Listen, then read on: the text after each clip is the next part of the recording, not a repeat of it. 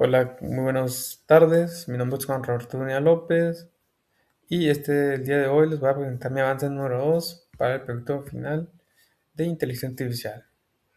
En este proyecto elegí desarrollar un sistema de diagnóstico médico enfocado en el riesgo cardíaco y en este proyecto utilicé el algoritmo de clasificación KNN, que es el de cada vecinos más cercanos. Y en esta primera diapositiva vamos a hablar sobre el dataset que utilizamos en este desarrollo. Y pues en este caso utilizaremos el famoso dataset de enfermedades cardíacas de Cleveland. Es que estamos hablando de una base de datos con 303 pacientes reales. Lo que le hace interesante a este problema es que diagnosticar el corazón no es blanco ni negro. O sea, el sistema tiene que analizar 13 variables distintas por cada paciente para poder tomar una decisión. Y para que se dé una idea de la complejidad, tenemos variables demográficas como la edad o el sexo y variables clínicas continuas como la presión arterial o los niveles de colesterol en la sangre. El resultado de pruebas físicas como la frecuencia cardíaca máxima alcanzada al hacer ejercicio. Al final, después de procesar todo esto, el sistema nos arroja un cero si el paciente está completamente sano o uno si detecta un riesgo real de enfermedad. Y en esta siguiente diapositiva veremos lo que utilizamos de la normalización de los datos. Ahora bien, cuando empecé a programar el algoritmo y meterle los datos, me topé con un problema enorme. El sistema se equivocaba muchísimo. Y la razón era matemática. Con el algoritmo KNN, lo que hace es medir distancias entre números variables con rango muy altos. Están rompiendo la lógica. O sea, la edad de un paciente puede ser 50 años, pero su corazón puede ser 350.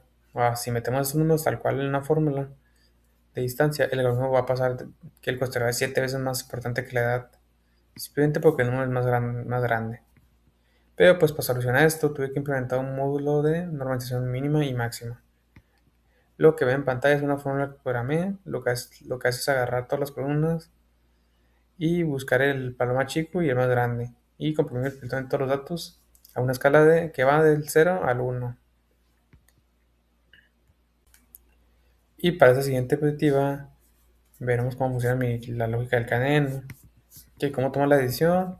Pues usamos el Lazy Learning, que eso significa que mi programa guarda todos los pacientes de entrenamiento en su memoria RAM y cuando le presento a un paciente nuevo, calcula la distancia euclidiana, que pues es la fórmula que podemos ver aquí, contra todos los demás. O sea, básicamente ubica al paciente en un espacio de 3 dimensiones y busca a los cada pacientes que están más cerquita de él. Una vez que encuentra sus vecinos más similares, los hace votar si la mayoría de sus vecinos clínicos tienen problemas del corazón. El programa clasifica el nuevo paciente como riesgo y pues un proceso puramente democrático o geométrico. Y antes de mostrar mis métricas, creo que es muy importante saber qué significa cada cosa. O sea, yo creo que yo estoy utilizando el macro promedio de 3 métricas: la exactitud o accuracy, que es el rendimiento general de todos los pacientes que evalúe, o sea, a cuántos las tiene en total. Segundo, la precisión, que eso nos dice qué tanta calidad tienen nuestras alarmas. Si mi sistema dice que tiene riesgo, qué tanta probabilidad hay de que sea cierto y no un falso aviso. Tercero, pero lo más importante para mí es el recall, también conocido como sensibilidad. El recall nos responde a la pregunta: de todos los pacientes que realmente están enfermos, ¿a cuántos logramos atrapar? En un hospital el recall es el rey, porque no puedes dar el lujo de que se te escape algún enfermo. Una vez visto estos, pasemos a las métricas de cada experimento. Y como podemos ver en esta diapositiva, tenemos aquí los porcentajes de cada experimento que hicimos, que primero empezamos comparando los tres, que utilizamos el 5 y 15 y con 30 vecinos. Y si nos fijamos bien en las gráficas, al principio con K5 teníamos una despreciable 81.9 de exactitud.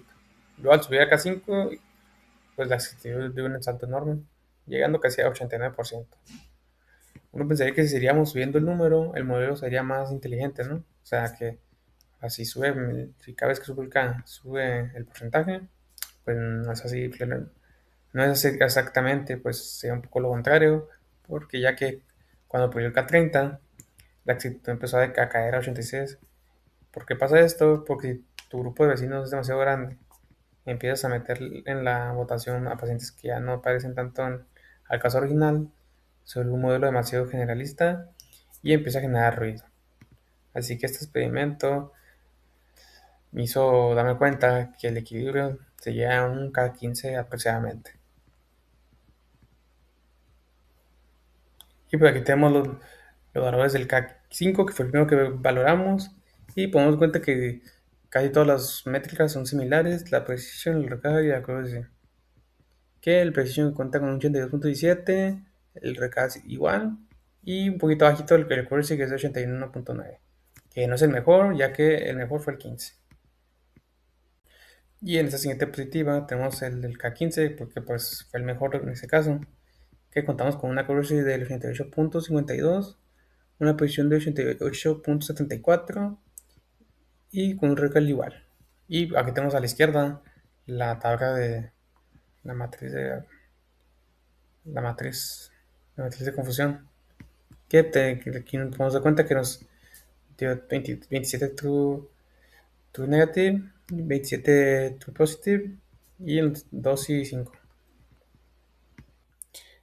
Y aquí, como podemos observar, tenemos los resultados del K30, que pues al subir el K30 el modelo se volvió demasiado generalista y pues no resultó como esperábamos, que pues entre una K mayor, pues sería más preciso, ¿no? Pero pues no es así, ya que de hecho la curva se bajó a 86.89. Que eso quiere decir que al escuchar a nuestros vecinos introduce que no sea tanto así, pues. O sea, por ejemplo, aquí en la matriz de confusión tenemos que detectó que tiene 6 falsos negativos. O sea, si eso está dentro de lo que cabe, no tan mal, pero pues sigue siendo algo que no debía estar. También aquí en predicción, pues sí detectó los 27 y 26 y con solamente 2. Y pues eso nos indica que pues no fue el más óptimo, pero pues tampoco está mal dentro de lo que cabe. Y si nos fijamos en la matriz de fusión de esos, tenemos que detectó 7 y 4 mal. O sea, 7 falsos negativos y 4 falsos positivos. Y eso no es tan grave porque el paciente va a hacer otros estudios y descubre que está bien. Pero pues un falso negativo se puede a nivel médico. Es decir, que un paciente enfermo puede irse a casa, pero pues en realidad está enfermo. Y pues aquí para cerrar la parte técnica, quiero explicarles cómo está estructurado el código. O sea, todo el código, toda la arquitectura es propia y modular. O sea, creé una clase que se encarga exclusivamente de leer los archivos SSB y le programé una lógica para que ignore automáticamente las cabeceras del texto. O sea, lo que evita que el programa falle por errores de formato numérico. Después, estos datos pasan por mi clase de normalización, que se ejecuta en memoria. Y finalmente llega al clasificador. Lo mejor del sistema es que no necesito estar apuntando los resultados a mano, ya que el código genera automáticamente un archivo llamado salida KNN, que posteriormente le metemos al siguiente programa, que este me ahorra todos los resultados finales, ya sea la presión, la matriz de confusión y pues todos los TPs y todos los TNs, y etcétera. Y pues ya con esto hacemos que el proceso termine.